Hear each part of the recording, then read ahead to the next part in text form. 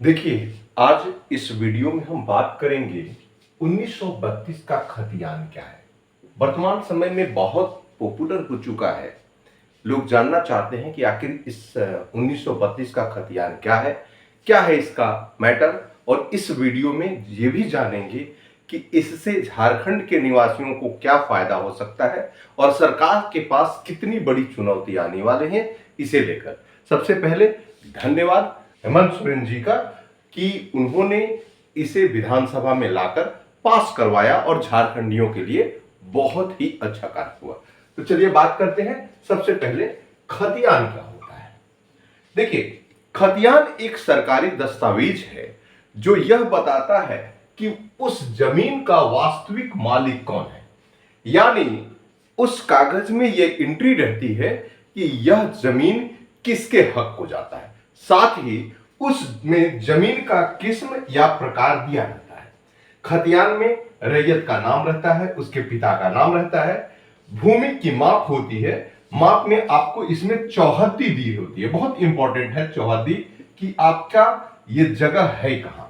उसके बाद प्लॉट संख्या रहता है, मौजा का नाम रहता है, मतलब जिस मौजा में पड़ता है, फिर जिला और जमीन की किस्म जो मैंने पहले बताया। इसके अतिरिक्त इस जमीन यानी इस खतियान को 3 प्रतियां बनाई जाती हैं। पहली प्रति जो है वो मूल रैयत के पास रहता है। दूसरी प्रति जो रहता है वो डीसी यानी जिलाधिकारी ऑफिस में रहता है और तीसरा अंचल अधिकारी में रहता है, अंचल अधिकारी के पास। तो ये हुआ आपका जानकारी खतियान के बारे में। अब हम आते हैं कि इस खतियान के बारे में, खास करके झारखंड, ये तो पूरे भारत में इसी प्रकार की खतियान होती होगी, लेकिन झारखंड में 1932 का खतियान क्या है, इससे पहले जानने के लिए हमें झारखंड के जमीनों के इतिहास के बारे में जानना जरूरी है। तो चलिए इसके बाद हम जानते हैं झारखंड के जमीन का इतिहास क्या है और उसका स्वरूप कैसा है, ये भी हम जानेंगे। सबसे पहले बात करते हैं कि झारखंड में जब अकबर के शासनकाल था, उस समय राजा टोडरमल ने एक सेटलमेंट लाई थी, दहसाला प्रणाली, जो आप लोगों ने कभी पढ़ा भी होगा। तो दहसाला प्रणाली 1582 से कार्यरत थी, जिसमें मालगुजारी सिस्टम था, यानी एक निश्चित रकम तय करना था और यह बंगाल या बिहार के सूबेदारी के अंतर्गत आता था। ये 1582 से वही पैटर्न पे चलता रहा, लेकिन परंतु 1793 में ब्रिटिश सरकार ने एक नया सिस्टम लाया वसूलने के लिए, क्योंकि आपको बता दें कि 1765 के इलाहाबाद संधि के तहत झारखंड, जो कि बिहार में शामिल था, इसकी दीवानी अंग्रेजों यानी ईस्ट इंडिया कंपनी को मिल गई और यहां से वे लोग कर उगाही करने लगे। लॉर्ड कॉर्नवालिस के पीरियड में यह अस्थाई बंदोबस्त आया, जिसमें धारा 7 में बताया गया कि किस तरीके से इसे उगाही करना है और इसे जमींदारी प्रथा के नाम से जानते हैं। अब धारा 8 में, इसी अस्थाई बंदोबस्त के धारा 8 में बताया गया है कि जमींदार और रैयत के बीच में किस प्रकार का टर्म्स ऑफ कंडीशन होना चाहिए। तो यह टर्म ऑफ कंडीशन को कबूलियत कहा गया, लेकिन कबूलियत में यह कभी नहीं कहा गया कि अगर ये रैयत जमींदारों को एक निश्चित रकम जो क्रमशः दिया गया कि 10/11 भाग जमींदार जमा करेंगे गवर्नमेंट को और ये जमींदारों के पास रहेगा। तो ये जो कबूलियतनामा था, इसे वसूल नहीं हो पाने के कंडीशन में वो क्या करेंगे। तो काफी मशक्कत होती थी, बहुत सारे रैयत खेत परती छोड़ देते थे और उस पर लगान नहीं देते थे, तो जमींदारों के ऊपर कर्ज हो जाता था। इस बात को लेकर तिरहुत प्रमंडल के कलेक्टर के पास ये लोग गए 1821 में, जिसमें 7 जमींदार शामिल हैं, और उन्हें जमीन को नीलामी करने का अधिकार दिया गया। अब बात करते हैं कि जब नीलामी का अधिकार दिया गया और यहां से जमींदार ट्रांसफर भी हो जाते थे, तो उस कंडीशन में 1824 में कोर्ट ऑफ डायरेक्टर ने रैयतों के अधिकारों की परिभाषा बनाई। और यह परिभाषा सिंपल नहीं थे, इसमें कौन सा रैयत है, कौन मूल रैयत है, और झारखंड के जमीन का स्वरूप हमने कहा तो हम आगे बताएंगे कि किस प्रकार की जमीन थी जो कि बिहार के या बंगाल के जमीन से अलग है, हम लोग बात करेंगे इस पे। तो 1831 में ब्रिटिश हुकूमत के अंतर्गत, अब सोच लीजिए कि पहले, यहां पे ध्यान देने वाली बात है कि पहले 1793 हो या 1765 के बाद इन्हें केवल और केवल लगान वसूलने का अधिकार दिया गया, डायरेक्ट नहीं। वो भी क्या करते थे, तो मुगल सम्राट के एजेंट के रूप में काम करते थे, उनकी जमीन नहीं थी। लेकिन उसी समय 1831 में नियामक अधिनियम बना और फोर्ट विलियम से कार्यरत सरकार के लिए अधिनियम बनाने का अधिकार दिया गया। 1833 में विल्किंसन रूल आए। विल्किंसन रूल क्या था, तो कोल्हान प्रदेश में एक्चुअली हुआ क्या कि जमीन को लेकर और खास करके कर उगाही को लेकर पहली बार सुनियोजित एक विद्रोह हुआ जिसका नाम है कोल विद्रोह, जिसमें सारे आदिवासी शामिल थे। तो कोल विद्रोह के बाद इन जमीन को सुरक्षित करने के लिए विल्किंसन रूल्स आए। इसके बाद सीएनटी और एसपीटी आए। लेकिन हमें यह समझना है कि आखिर इस जमीन से जुड़े लोगों का कैसा इतिहास रहा, क्यों यहां के लोग 1932 के खतियान से खुश हैं और क्या कारण है। झारखंड के जमीन का प्रकार कैसा है। झारखंड की जमीनें बिहार, उत्तर प्रदेश या बंगाल की जमीनों से हटकर है। निश्चित रूप से इसे समझना बहुत जरूरी है। सबसे पहले पुरानी जमीन जो राजा रानी की होती थी उसे राजहंस कहा जाता था, यानी जो डायरेक्ट राजा महाराजाओं की जमीन को राजहंस जमीन होती थी। दूसरा मझिहंस, यानी 1793 के बाद जब एक्ट लगा और जमींदार आए तो उन लोगों की जमीन को मझिहंस कहा गया।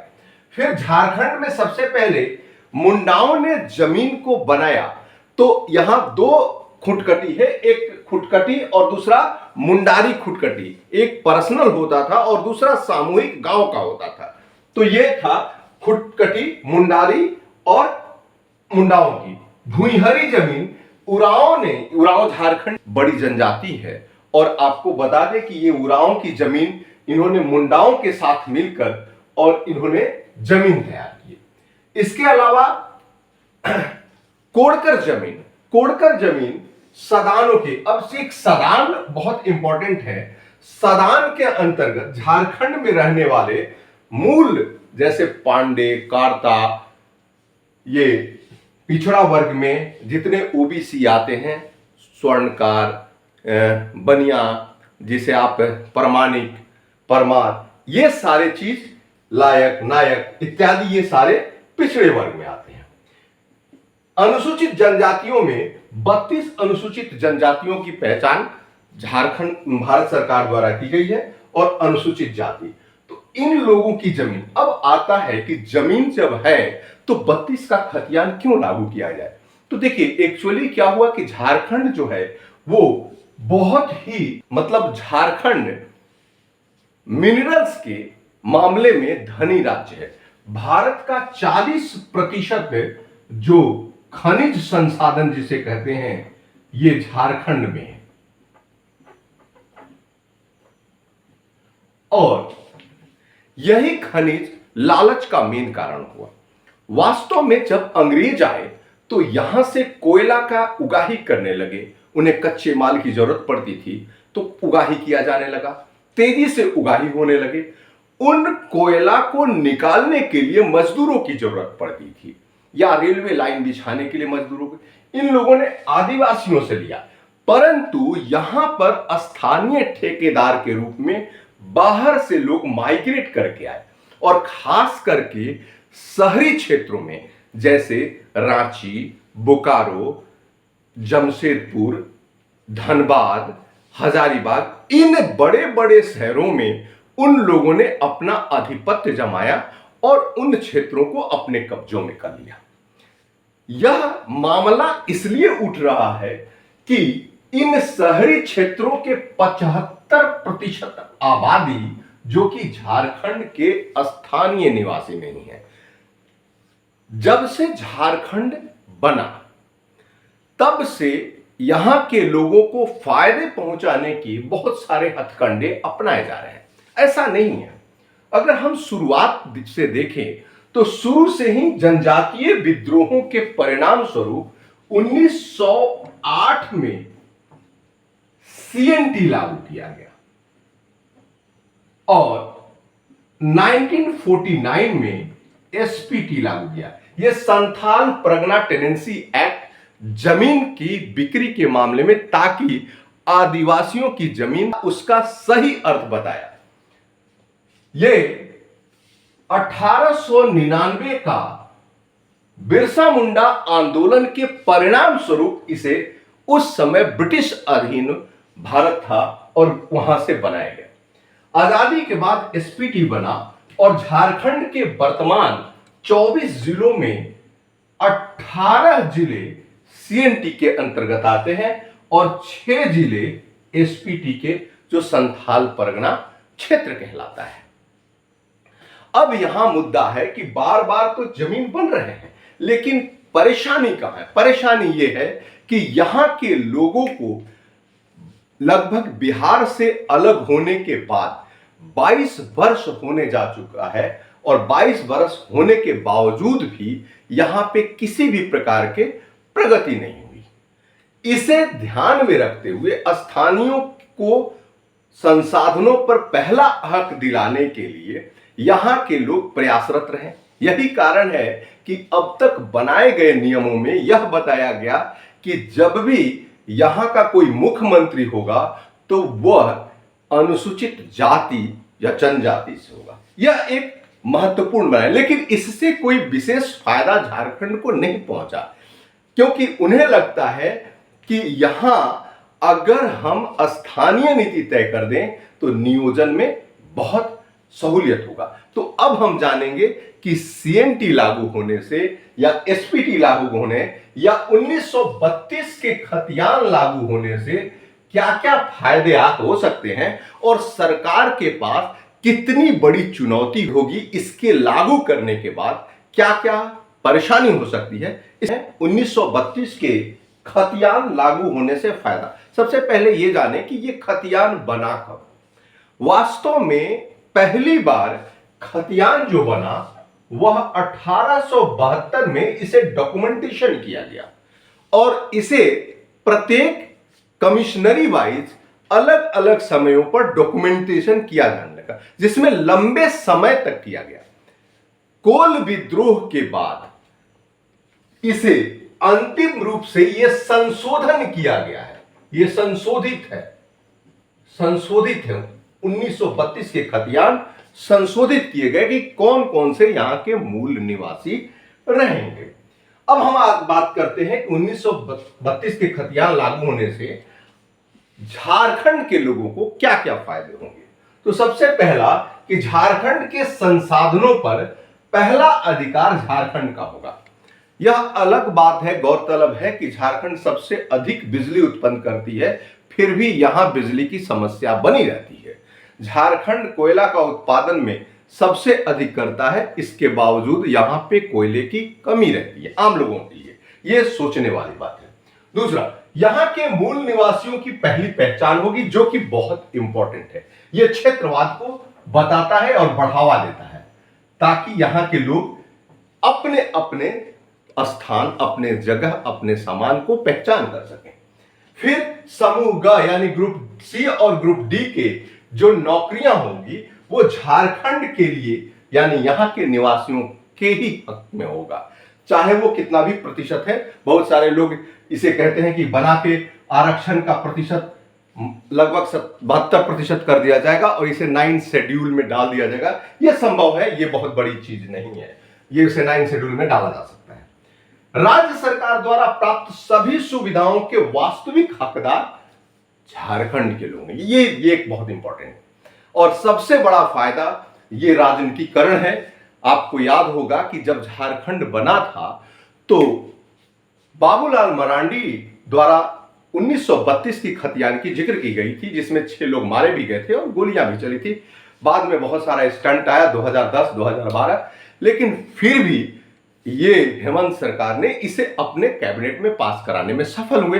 अब नेक्स्ट इसके नुकसान क्या हो सकते हैं, नुकसान तो नहीं, चुनौतियां क्या सरकार के पास आ सकती है, उसके बारे में एक बार फिर देखिए। 1932 के खतियान लागू होने में सरकार के पास सबसे बड़ी चुनौती है कि इसे लागू करवा दे, क्योंकि अभी कैबिनेट में पास हुआ है, लागू हो जाए। अगर लागू हो जाता है तो 90 वर्षों का रिकॉर्ड को सही करना। अब देखिए, यह रिकॉर्ड जो होता है वो पेपर पर लिखा रहता है, और इसे जैसे पहले बताया कि एक डीसी के पास, एक रैयत के पास और एक अंचल में होता है। चूंकि ये कागज पे लिखे गए थे, इस कारण से कागज की आयु जो होती है 60 से 100 वर्ष तक इसे पलटा ना जा सके तो, लेकिन पलटने पर कागज फट जाते हैं क्योंकि लकड़ी के बने होते हैं और इस कागज से वो धूल बन चुके हैं। रिकॉर्ड बिल्कुल नेस्तो नाबूद है लगभग जगहों पे। रिकॉर्ड अत्यंत जर्जर स्थिति में है, या तो फट चुका है, पन्ने गायब है, या उसका अनुवाद। हां, एक और प्रश्न, झारखंड का अधिकतर क्षेत्र बंगाल से या उड़ीसा से लगा हुआ है, तो आज भी रिकॉर्ड जो है वो उड़िया में या बंगला में है, या इंग्लिश में भी है, तो उनका सही अनुवाद नहीं किया गया है, जो एक गंभीर समस्या को जन्म देता है। मूल रैयत अपनी भूमि बेच चुके हैं, यह भी एक समस्या है।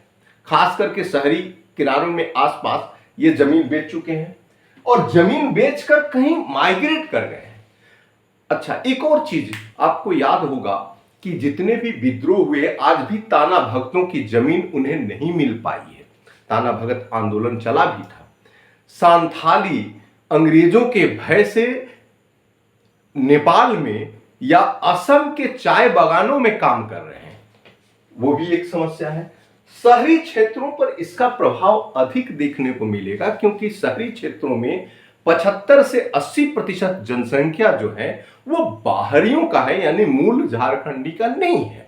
वो लोग अपने व्यापार हेतु या उस समय जब ये झारखंड के शहर विकसित हो रहे थे तो यहां आके व्यापार कर रहे थे और उन्होंने जमीन को खरीद रखा था, तो उसमें लगभग 70 से 75%।